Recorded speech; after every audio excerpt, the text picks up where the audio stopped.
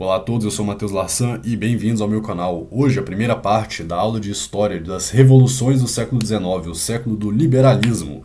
Se você se interessa por esse tema e vai assistir esse vídeo até o final, por favor comenta aqui embaixo, século XIX, liberalismo, assim o YouTube vai entender que esse vídeo é relevante e mostrar para cada vez mais pessoas. Em breve a parte 2 desse vídeo, meu muito obrigado a todos os benfeitores que têm contribuído com o apostolado, rezado pelo canal, rezado pelo trabalho e contribuído financeiramente. Se você quiser ajudar, meu Pix, carteira Nano, carteira Bitcoin, tá aí na descrição, tá bom? Um forte abraço a todos, excelente aula, viva Cristo Rei! Pessoal, muito boa noite a todos, salve Maria. Eu estou muito feliz do nosso segundo encontro, segunda aula. Eu vi que muita gente leu ali Mirar Voz, espero que vocês tenham gostado bastante. Eu gostei e fiquei muito feliz dos resultados que nós tivemos desde o nosso último encontro. Eu acho que foi muito proveitoso. As pessoas que compartilharam comigo em privado também, creio que gostaram bastante. A sala está cheia hoje, rezando o texto. Muito legal, muito bonito. Tá, pessoal, algumas coisas antes de começarmos propriamente. Conversando com o Lucas e mais algumas pessoas, eu vi que o assunto ficaria muito grande se a gente fosse tratar de tudo que dá para tratar a partir da Mirar e Voz. Porque Mirar e Voz, até talvez entrando um pouco no próprio tema, ela é uma encíclica para combater os erros modernos, os erros daquele tempo. E aí, os erros daquele tempo são mais ou menos os mesmos erros de hoje, os erros da modernidade, só que alguns ainda em germe, outros já um pouco mais avançados em cada um, né? Então, a revolução sexual que a gente vive hoje, eles não tinham naquela época daquela mesma forma, mas eles com certeza já tinham ali grandes problemas, tanto que o Papa reforça o celibato, o matrimônio e tudo mais. Então, se for para abordar tudo que dá para tirar a partir daí, seria muito tempo mesmo. Então, a gente resolveu fazer o seguinte: quase todas as encíclicas que nós separamos aqui, pelo menos uma boa parte delas, que vão tratar ali do liberalismo, elas vão estar dentro do século XIX, de 1801 até 1900. E é muito importante entender o contexto histórico das guerras de independência, da, da, da atuação dos pedreiros livres. Quando eu falo pedreiros livres, eu quero me referir àquela turma do Esquadro e Compasso. Acho que todo mundo aqui já é macaco velho para saber de quem eu estou falando. E também é o século da família Child-Hot. Por que eu não falo Hot e depois Child? Porque senão eu estou querendo gravar, mandar para o YouTube, né? Aí o algoritmo aparece lá embaixo aquela anotação. Tudo que o Matheus falou aqui é mentira a respeito dessa bela família. Clica no Wikipedia, eles ajudam a caridade e tal. Então, sempre que eu falar de Child-Hot, eu estou falando desse pessoal aí. E sem falar deles, porque senão aí não tem nem como, como, como entrar no mérito da coisa. Então, algumas coisas que a gente vai falar hoje. O contexto histórico, as guerras de independência, as guerras de independência, a atuação dessas casas de pedreiros livres, de livres pensadores.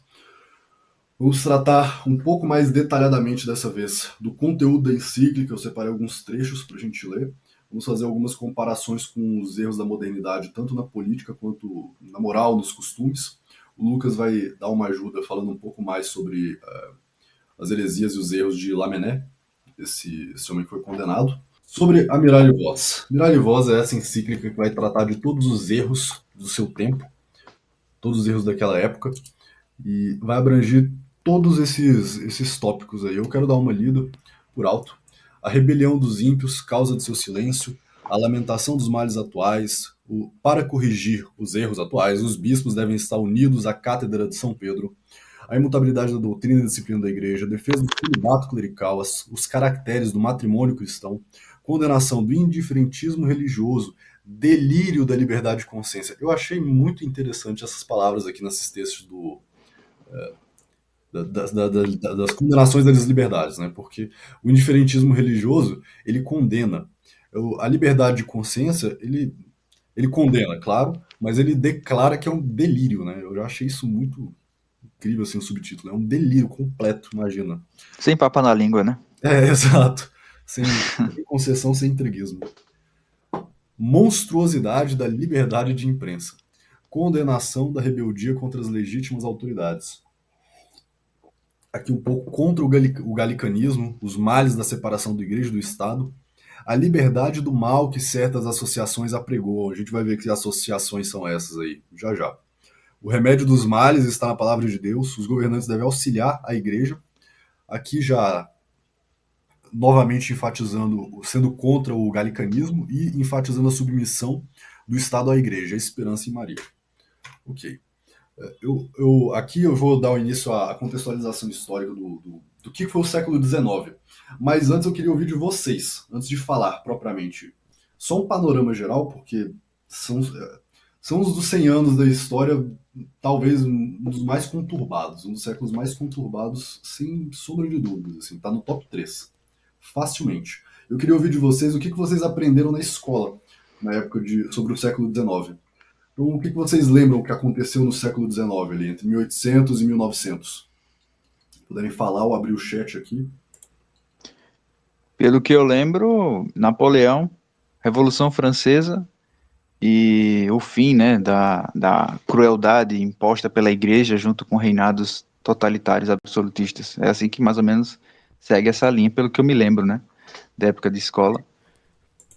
Tem algumas questões mais específicas no Brasil, né, como no caso da independência, né, já vai acontecer também ali, e é sempre romantizado, né, esses períodos revolucionários são muito romantizados. Só para. No mais, eles endossam muito a Revolução Americana e a independência das Américas e o liberalismo no geral, assim. Boa. A Guerra Civil Americana, o Rui lembrou bem aqui no chat, a Revolução Industrial, um ponto muito importante esse aí. O que mais? O engraçado é que eu não vejo muitas pessoas comentando sobre, mas na minha escola, assim, focou, obviamente, na questão da mentira, né, sobre a Revolução do Texas, né? As pessoas falando sobre isso, né?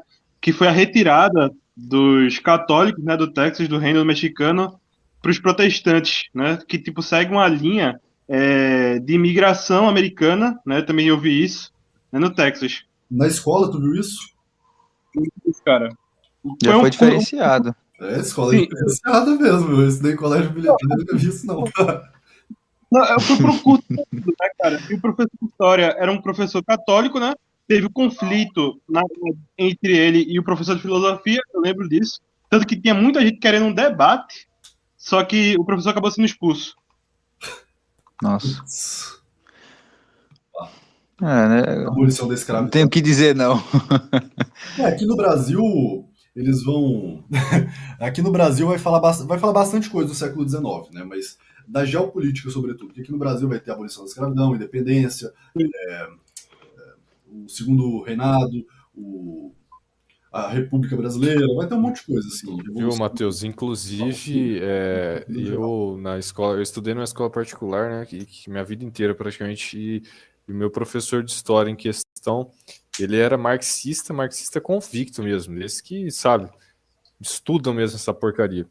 E, inclusive, quando ele estava, eu lembro exatamente como se fosse ontem, ele ensinando a questão da independência do Brasil e tal, e ele falava justamente da ativa participação e intervenção dos pedreiros livres como se fosse uma coisa benéfica. Como se fosse, olha só como esses caras são do bem, eles ajudaram na independência. Era nesse contexto que ele estava explicando. É que nem a presidente da Argentina, né, a Cristina Kirchner, ela teve um encontro com crianças e ela foi explicar a questão do nascimento, né, da República Argentina. E ela começou a dizer que isso foi uma obra grandiosa de homens valorosos da maçonaria. Isso para as criancinhas lá, ela explicando de uma maneira bem, sabe, feliz, romântica, que realmente foram os maçons que construíram a República e que a República até então vigora, né? Um absurdo. Pedreiros livres, meu caro, pra não ficar censurando tudo aqui. Ah, perdão. Tô tão acostumado com os pedreiros livres, isso mesmo. Então, assim, complicado. A Argentina, né? A gente vai falar sobre Isso. os Libertadores da América. Essa coisa gloriosa aí, né? Mas tá legal, vocês deram um bom panorama mesmo. Mas veja que é o seguinte, o que foi basicamente dito? As questões particulares do Brasil, certo? Algumas independências, o surgimento do pré-capitalismo, a Revolução Industrial, que foi mais que vocês disseram aqui no chat, algumas consequências da Revolução Francesa. Assim, parece que é um século, como o século, não sei, XII, né? Um século É. XVI, um século Talvez ele pegue um pouco mais para a política Monroe, né? Talvez ali também no século XX, a questão XIX, americanista, vai falar alguma né? coisa. América para os americanos, talvez O fim das fale alguma coisa monarquias assim. ainda não, Rui. O fim das monarquias ele acontece. Ele começa a acontecer no século XIX, mas no século XX acaba. Menos uma. Né? Enfim, tá. O século XIX. O século XIX, ele é com certeza o século mais liberal da história. E é justamente por isso que ele não é estudado. Porque ele é o século das revoluções. Se o século XX foi o século das guerras, o século do totalitarismo, o século XIX foi com certeza absoluta o século das revoluções. Foram tantas e tantas e tantas e tantas e tantas revoluções que eu parei de colocar no PowerPoint, porque quanto mais você pesquisa, mais você acha. É inacreditável. E de onde é que surgem essas revoluções? Né? Começando um pouco antes. A história ela tem essa característica, que você sempre pode dar um passo atrás. E aí fica mais claro, mas a gente tem que partir de algum ponto. Né? Então, no século XVIII, começa ali o iluminismo. E o iluminismo, as ideias iluministas de liberdade, de sei lá, constitucionalização, monarquia constitucional, de repartição de poderes, tal, não sei o quê, vai desembocar na Revolução Francesa. A Revolução Francesa ela dura ali 6, 8 anos, de 1989 até... É complicado dizer o período exato que ela acaba, mas até o primeiro consulado de Napoleão Bonaparte. Ele acaba com aquilo ali, por quê? Porque vira uma bagunça tremenda. Todo mundo se matando, não vai para frente a coisa toda. E aí Napoleão, ele sobe ao poder, 1796, alguma coisa, nesse estado de cônsul, ou seja, um presidente da França. Em 1805, se eu não estou enganado, ele se autocoroa imperador imperador da França. E aí o império dele vai até 1815. E já daí é muito importante ver o seguinte: Napoleão Bonaparte, o irmão dele era grau 33 dos Pedreiros Livres. Eu não estou bem lembrado se Napoleão era pedreiro ou não, mas pouco importa, porque todos os amigos dele eram, o irmão dele era, ele participava das reuniões e tal. Então, assim, se ele foi iniciado ou não, sinceramente não faz a menor diferença. Mas ele tinha essa característica da pedraria de ser aí o povo martinista. É uma coisa que quer ordem, que quer um progresso. Enquanto os pedreiros livres do início da Revolução Francesa estavam ali para dissolver a França, a pedraria, a casa, a loja martinista, ela está ali para coagular, para rejuntar. Então, o primeiro estado é a dissolução e o segundo é a reconstituição dessa falsa ordem. Esse é um dos lemas dos Pedreiros Livres, solve et coagula. A gente vai ver um vídeo do professor Orlando Fedeli falando disso já já.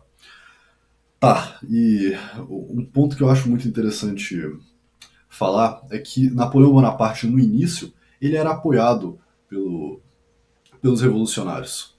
Ele não tinha grandes problemas com as pessoas. Só que Napoleão Bonaparte era um homem muito inteligente. Ali, um pouco depois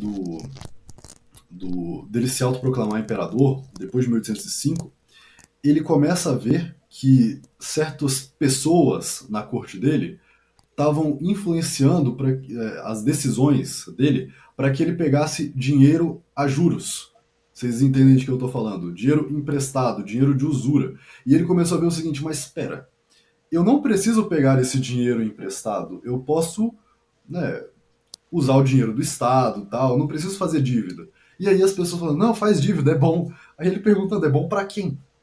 E aí, nesse momento ele rompe com alguma das famílias banqueiras da Inglaterra, ele faz a venda do território de Louisiana nos Estados Unidos, na América, na América do Norte, para os Estados Unidos, e com esse dinheiro aí ele financia toda a sua campanha. E aí ele faz uma reforma monetária na França.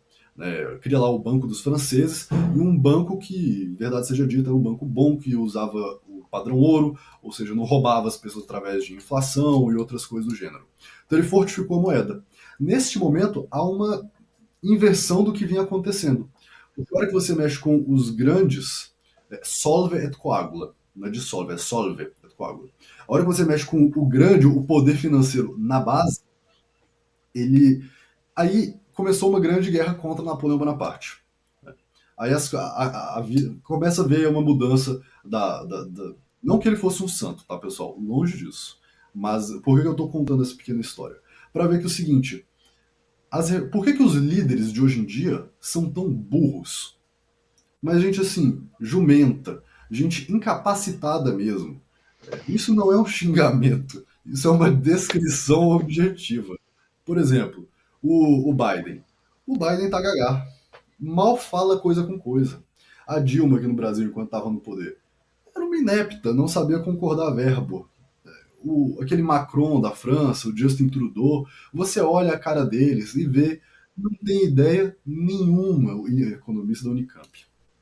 Maravilha, né? Mas esse pessoal, eles não têm ideia nenhuma. O Fernando Haddad é uma nulidade, assim. São pessoas que intelectualmente não são párias. Inclusive ele mesmo já confessou, né? Já confessou publicamente o Haddad que não tem conhecimentos práticos a respeito da economia. Então é algo bem explícito. Isso. Esses aí são postes. Esses aí não mandam de verdade. Quem manda é o pessoal do Fórum Econômico Mundial, é o pessoal aí dos grandes elites globalistas, a gente sabe, né? Os senhores do mundo, né? Entre aspas. Senhores do mundo, né? Tem um meme muito interessante daquele Stone Torces, né? Que chega um ET na Terra e fala assim, eu vi... eu acho que eu vou cortar esse pedaço, mas isso aí, né, pô? É só... Então, tá bom. Mas por que os líderes de hoje em dia, eles são burros? Os líderes de hoje em dia, eles são burros porque líderes inteligentes não são controláveis. E a história está repleta de casos de revolucionários que morderam a mão dos seus grandes patronos, que morderam a mão deles, daqueles que mandam no mundo, os senhores do mundo, tá entendendo? Da casta superior que gosta de desprezar os inferiores. Então, Napoleão Bonaparte, ele vai fazer uma reforma econômica, aí vira uma guerra e ele é derrubado. Não vou citar um exemplo aqui. Stalin. Stalin, um homem genial. Genial. Mas você vê assim, que a questão dele... ele era muito queridinho da mídia, aí depois de certas ações, deu ruim. Vamos sintetizar dessa forma. Aí ele começa a ficar isolado e rompe. E aí a coisa desanda. Outra hora, em outro momento, a gente entra mais em detalhes. Mas porque os líderes de antigamente, eles eram pessoas inteligentes, né? Eu gostaria de poder entrar em mais detalhes. Vou entrar, depois eu corto. Mas os líderes do mundo começaram a ver que não é legal esse negócio de colocar gente inteligente. Vamos colocar gente burra para mandar. Porque eles são controláveis. Eu contei essa história toda do Napoleão porque eu acho muito importante entender isso do porquê que os líderes de hoje são tão burros assim. Alguém quer falar alguma coisa sobre esse pequeno parênteses aqui? Não, realmente faz jus citar Napoleão, porque inclusive naquela questão da Itália, né, que possuía a maior parte dos estados papais, foram atacados, foram massivamente assim minados pelos ideais revolucionários. Inclusive teve depois a perda, né, dos estados papais, e a gente só consegue o Vaticano lá na frente, bem já depois ali já na Segunda Guerra Mundial com Mussolini. Mas então assim é importante citar porque ele foi um dos precursores. Realmente não é como você falou, ele está longe de ser um santo, está longe de ser um bonzinho. Mas ele é importante porque ele realmente disseminou, através, né, das suas conquistas, ele foi semeando justamente esses ideais revolucionários. Foi plantando uma espécie, digamos, como a gente conhece agora, né, a União Europeia, talvez, já fosse um projeto político, né, de fazer várias repúblicas e centralizar o poder dessas repúblicas, né, na França. Então, assim, é bem complicado e importante também citar, justamente por conta dessa gravidade aí. Uhum. Napoleão, só pra falar, não dá pra falar dele todo, mas ele é um anticristo, só que, sinceramente, ele é meu malvado favorito. Cara, eu acho fenomenal a história dele, porque ele é um líder de verdade, ele é alguém que você fala assim, poxa, é alguém admirável, alguém que você fala assim, tem virtudes esse homem. Ninguém olha pra Trudeau e pensa, que homem de virtudes. Ninguém olha pra ele. Então, assim, parafraseando o nosso presidente, né? Há naquele homem um quê de grandeza, aquela coisa de quem vai e faz acontecer. Eu peguei a Eu referência. admiro isso dele. Eu tô fazendo Napoleão Bonaparte. Deixando bem claro aí, Napoleão, meu negócio. Nem sei de que o Lula dizia. Né? Vamos, Lula. Tá. Então, ok. Então, o século XIX, ele começa com Napoleão Bonaparte virando a mesa em cima dos donos do mundo e criando uma grande... Ele se dizia Revolução Francesa de... Existe esse boato, mas ele se dizia Revolução Francesa de Botas. Então, por onde ele passava, ele implantava os ideais da Revolução Francesa. Menção rosa, o único país da Europa que não conseguiu, que Napoleão não conquistou, foi o nosso Portugal. E o Brasil foi a Arca da Aliança, né? As leis civis brasileiras e portuguesas vigoraram aqui no Brasil até 1917. Então o Brasil foi realmente uma Arca da Aliança, o bote de salvação que fugiu. Enfim. Então, depois que Napoleão é derrubado, acontece ali o Congresso de Versalhes, Versalhes é o da época, exato, Congresso de Versalhes, e aí eles redividem o mapa da Europa. Enquanto Napoleão está fazendo as suas guerras ali na Europa, acontecem uma série de revoluções aqui na América Latina, as libertações, né? Aí eu coloquei algumas. Venezuela começa em 1810 e 1821, o México 1810, o Equador 1809, Paraguai 1811, Chile 1818, a Revolução do Texas, a independência cubana já é um pouco mais depois, mas aí acontece a independência cubana. Mas tem umas outras ainda, Honduras, Nicarágua, cara, esse período aí do início do século XIX, todas elas acontecem. E quando vocês virem um movimento assim que não acontecia, aí de repente começa a acontecer, e você não sabe a causa, desconfie das sociedades secretas, porque essa causa, Congresso de Viena, muito obrigado. Se a causa não é pública, se a causa não é conhecida, então ela é secreta. Olha, se não está sendo discutido em público, está sendo discutido onde? Em sociedades secretas. Então tem um documentário que, por incrível que pareça, é do History Channel, e é um documentário muito interessante. Eu vou mandar o link para vocês, vou deixar na descrição para quem estiver assistindo no YouTube, que é sobre a atuação dos pedreiros livres na América Latina, nas independências da América Latina. Todos eles aqui, ó. José de San Martín, José Miguel Carrara, Bernardo Higgins. Eu visitei o Chile em 2015, é impressionante. Todas as cidades que eu visitei, todas, tem nome desses caras. Bernardo Higgins, José de San Martín, Simão Bolívar, todas apagaram completamente a história católica desses países. E adivinha, todos eles aqui, se vocês forem pesquisar, até esse aqui, ó, que está no direito, já está com a mão para dentro. Todos eles aí têm simbolismos dos pedreiros, todos eles. E qual é o intuito? O intuito é o seguinte. Primeiro, a Inglaterra, como país, queria negociar diretamente com os países da América Latina. Porém, eram possessões de Portugal e Espanha. O Brasil, Portugal e o restante aqui de Espanha. Né? Então, qual que é a forma de você comerciar diretamente com eles? Faz a revolução, se torna independente e você escraviza financeiramente. A primeira coisa que aconteceu quando Dom João VI chegou ao Brasil foi a abertura dos portos para a Inglaterra, pagando pedágio.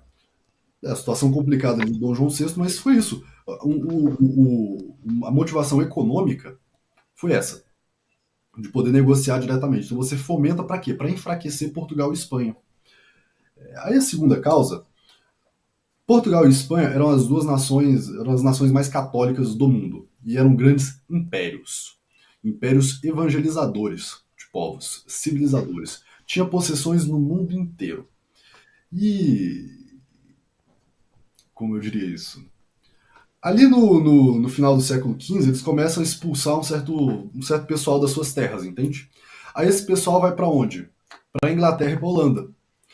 Então, existem alguns relatos que eu já ouvi, sobretudo o professor Eduardo Cruz falando, que existem alguns livros, que esse ódio, essas independências foi uma espécie de vingança com alguns acontecidos de 200, 300 anos atrás. Todo mundo entendeu, sem eu precisar entrar em detalhe? Sim, eu entendi. É o Todo mundo pessoal do G, é? Todo mundo sacou? Tá isso aí. Esse aí foi a segunda causa, né?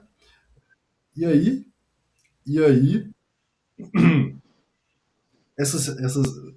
a América Latina vira um bando de republicanos. Um ou outro país virou uma monarquia no México, né? Mas todas elas ligadas pelo pessoal dos pedreiros livres. Então tá aí a liberdade, fraternidade, igualdade. É isso aí que virou um bando de país pequeno, minúsculo, irrelevante, sucursal, que são mandados pela Inglaterra. É isso. Né? Não foi muito além disso. E além das independências na América Latina, vocês vão assistir depois do documentário do History Channel, tem também aqui na América tem até as independências da Grécia, que é outro fator importante, outro assunto. Mas na Europa, depois de Napoleão Bonaparte, o que tenta acontecer é mais ou menos o inverso do que foi acontecendo por aqui. Inverso de certo modo, né? Porque aqui na América Latina todos os países eram países ligados à Espanha, sobretudo. Portugal e Espanha. E aí cria-se o nacionalismo para favorecer a independência desses dois impérios. Mas o nacionalismo na Europa, ele se apresenta de um outro modo, entende? Na Alemanha, hoje na atual Alemanha, no Sacro Império Romano Germânico, existiam ali, acho que 400 países, 400 povos com suas 400 povos com suas peculiaridades, sua cultura, seu jeito de se expressar, até a língua mudava bastante de um local para o outro. E lá, para dissolver aquilo ali, eles fazem o nacionalismo. Aí o professor Orlando Fedeli cita um pedreiro livre aí das antigas, que o nacionalismo é um passo para o internacionalismo. É um jeito de você unificar a força, destruindo as identidades nacionais para você coagular naquele império das lojas, naquela casa, naqueles países, uma república liberal, tá entendendo? Totalmente anticatólica. Aí, deixa eu ver aqui se eu consigo já colocar esse trecho do professor Orlando aqui. Quero ver se eu consigo. Se vocês tiverem alguma dúvida, podem me perguntar. Agora. Tem duas perguntas aí no chat, ô Matheus. Se puder ler. Eu ainda não estou conseguindo acessar, mas tem mesmo, duas perguntas. Puder ler aí para mim? Eu leio sim, para deixar. O Kleber perguntou: no caso da Guerra do Paraguai, a Inglaterra ajudou o Brasil. Qual o interesse deles? Parece ter alguma coisa que não falam na escola. Não sei dizer. A outra pergunta aqui do Rui é: o último nível não seria o globalismo? Sim, o último nível é o globalismo. E esse aí é um termo que até o pessoal ficou muito manchado, mas as pessoas têm que entender o seguinte: o católico, ele é globalista no bom sentido. O católico, ele quer sim um império global. Afinal, o reino de Cristo é o reino global, não tem limites para o reino de Cristo. Estão entendendo? Agora, o que a gente não quer é o globalismo do anticristo. Esse aí que a gente não quer, entende? Isso não vai dar. Isso não dá. Ô, Matheus, Pode falar. só a primeira pergunta a respeito da Guerra do Paraguai, a gente não consegue definir exatamente, né, assim, o propósito, mas a gente sabe que a primeira ideia que se tem é o financeiro. Eu não vou citar alguns exemplos aqui que não cabem na aula, mas eles deixam bem claro que, assim, se vai dar certo ou se não der certo, pronto, faça aquela pessoa, aquele Estado refém, comprometido com você. Então, assim, o Brasil pegou muitos empréstimos com os bancos ingleses para poder fazer a Guerra do Paraguai. E essa dívida foi absurda, né? E se você for pegar de que banco foi, né? Se você for atrás das entrelinhas, você vai ver o por. Entendeu? Então, assim, mesmo que o Brasil tivesse ganhado, perdido, não importa, ele ia ficar refém por conta dessa dívida. Então, assim, primeira coisa, solapar pelo financeiro. Se ele vai conseguir ou não, bom, mais tarde, né? Porque eles não têm pressa. Se vai demorar um século, uma semana, não importa. Não importa. Então. E muito obrigado pelo comentário, que me lembrou algo que eu quase vi aqui a esquecer. Mas o primeiro motivo foi poder negociar diretamente com as colônias. O segundo, a vingança dos acontecimentos aí do passado. E o terceiro motivo foi criar uma colônia de banqueiros. Isso aí é essencial. Gustavo Barroso tem um livro chamado Colônia de Banqueiros, que ele fala, para Dom Pedro I viabilizar financeiramente as guerras de independência e o acordo de secessão do Brasil e Portugal, ele pegou aí 20 milhões de libras esterlinas emprestadas. Esse dinheiro, em valores atuais, são alguns bilhões de dólares. É muito, muito dinheiro. Era dinheiro que não tinha nenhum país no mundo que tinha isso no seu tesouro. Mas tinha uma família que tinha. Que família era essa? Era a família dos Child-Roth. Entendeu? Então isso aqui virou uma colônia de banqueiros. E eu li um livro esse ano sobre essa família, e ele fala o seguinte, todas